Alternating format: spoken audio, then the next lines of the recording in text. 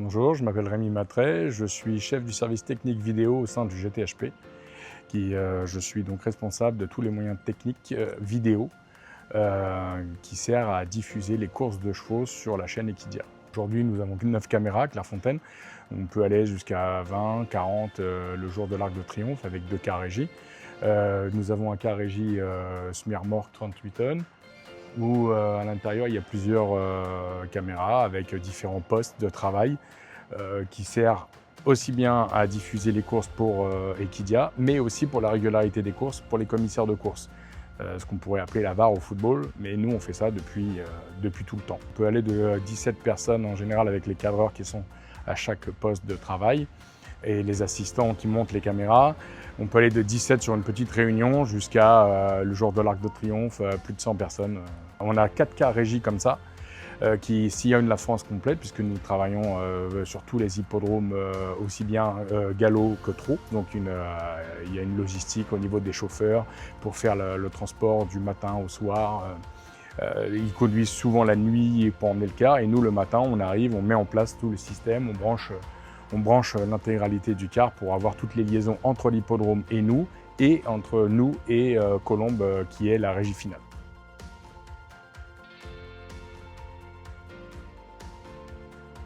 Donc là nous sommes dans la partie technique, vraiment la partie technique vidéo.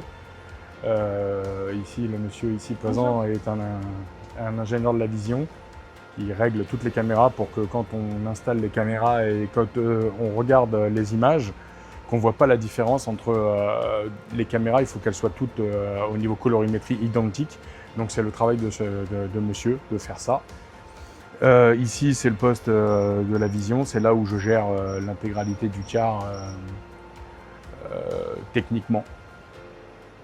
Voilà. Ici nous avons des baies froides, ce qu'on appelle des baies froides, c'est des baies qui sont refroidies exprès où il y a tout le matériel hyper complexe qui doit être vraiment soumis à une clim et qui doit fonctionner tout le temps parce que sinon ça chauffe énormément.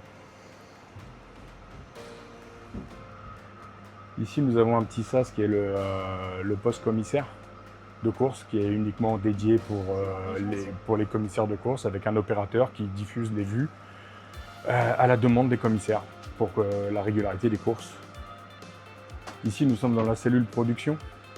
Donc ici nous avons ce qu'on appelle un mélangeur vidéo avec le réalisateur qui est ici, qui passe les images en fonction de ce que veulent voir les journalistes et en fonction de l'édition de ce qu'ils veulent voir.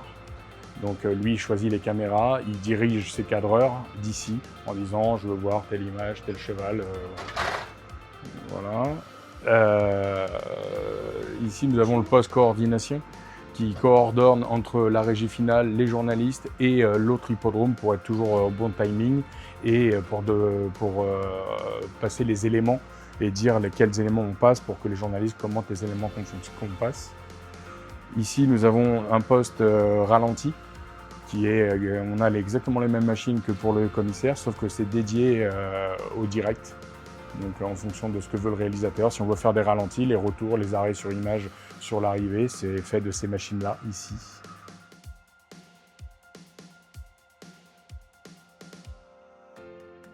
Et maintenant, ici, nous sommes dans la partie audio. Donc nous avons un ingénieur du son qui gère tous les micros journalistes et post-commentateurs.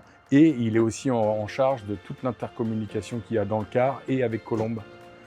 Et le monsieur ici, lui, il gère tous les micros de la piste.